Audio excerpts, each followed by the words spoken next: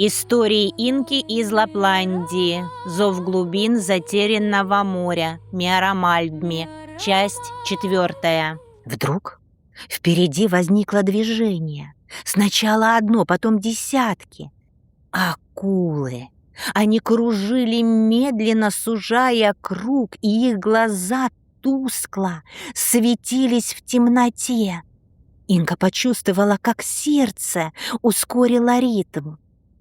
Но Айва не замедлилась. Она издала низкий мощный звук, древний, как сама глубина. И в тот же миг возникла стая косаток. Они переградили путь акулам. Вода вокруг задрожала, и акулы остановились. Путь открылся. Впереди, сквозь толщу темной воды, начал проступать силуэт. Остров, затонувший, разбитый. А вокруг него тьма была плотнее, чем сама глубина. Айва замедлилась, и тогда Инка почувствовала: они прибыли. Логово Мургу было рядом. Инка спустилась со спины Айвы и ступила на затонувший остров в поисках Миараэлли. Она обошла весь остров, пока не увидела девушку.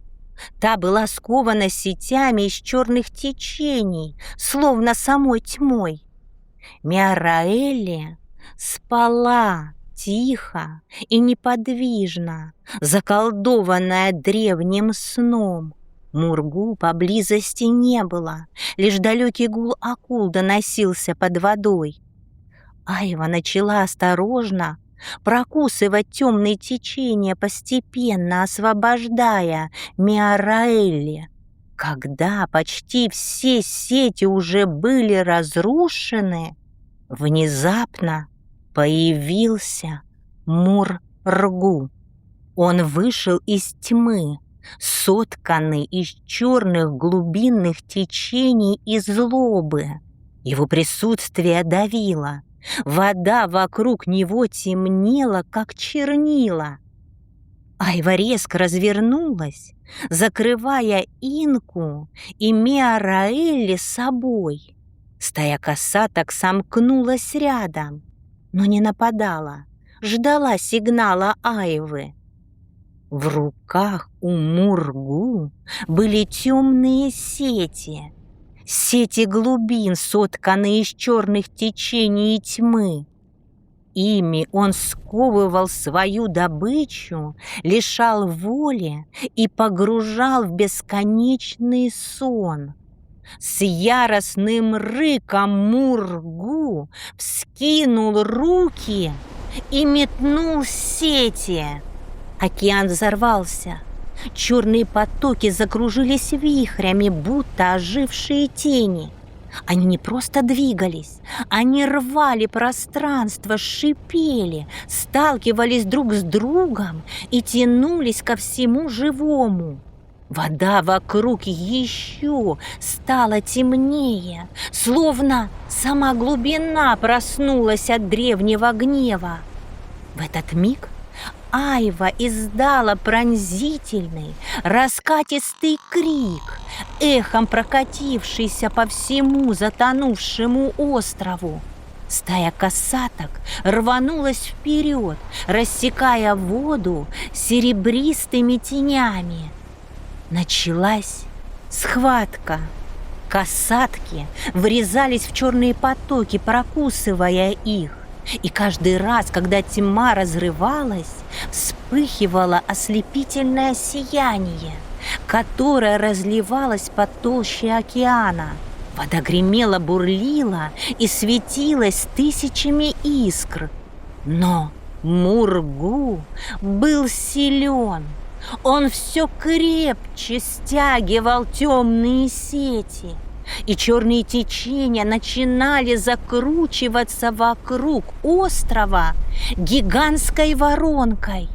Потоки ревели, сталкивались и поднимались все выше и выше, пока вокруг пристанища Мургу не выросла живая крепость из тьмы, плотная, движущаяся и непроницаемая. Она сомкнулась кольцом, отрезав остров от остального океана. Аева и стая снова бросились в атаку. Касатки били хвостами и прокусывали темные потоки. Но стена лишь вздрагивала и тут же затягивалась вновь. Аева и стая не могли пробиться. Мургу перекрыл путь касаткам и еще сильнее сомкнул сети вокруг спящей Миараэлли. Черные потоки обвили ее все плотнее, словно пытались навсегда оставить на затонувшем острове. Он силой метнул в Инку сеть. Темные нити молниеносно раскрылись в воде и, словно живые змеи глубин, мгновенно обвились вокруг нее. Сети сжимали Инку все сильнее, холодные и тяжелые. Мир начал тускнеть, звуки становились глухими. Она почти перестала чувствовать собственное тело. И тогда пришли образы. Инка маленькая сидит у озера Сиида. Рядом ее наставник Филин Юкка и его спокойный, мудрый взгляд. «Не падай духом!» Будто снова прозвучал его голос. «В любой тьме есть то, что рождает свет. Просто найди его». Инка попыталась вдохнуть. Сети сжались еще сильнее. Она вспомнила, как Юкка учил ее не бояться пустоты внутри себя.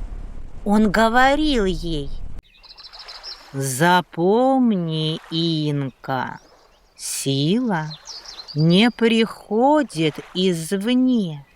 Она поднимается из глубины собственного духа». И перед ней возник следующий образ – Матехк. Когда-то он был духом забвения, блуждающим в самых темных глубинах моря. Давным-давно Матехк был звездой, сиявшей среди бескрайних небес. Но однажды он сорвался с небосвода и упал в холодные воды моря. Морская тьма скрыла его свет, а вместе с ним память о том, кем он был. Но Инка исцелила его. Она пробудила в нем угасшее сияние. И тогда в душе Матехка вновь соединились сила морей и океанов, мудрость верхнего мира и вечный свет звезды, которой он был до своего падения. С тех пор он стал духом двух миров – верхнего и подводного. Его свет скользил по морским глубинам, словно отражение созвездий в воде. Теперь Матехк был хранителем сокровенных тайн, проводником между звездами и морем, символом надежды для всех, кто не боялся искать истину и красоту даже в самой глубокой тьме.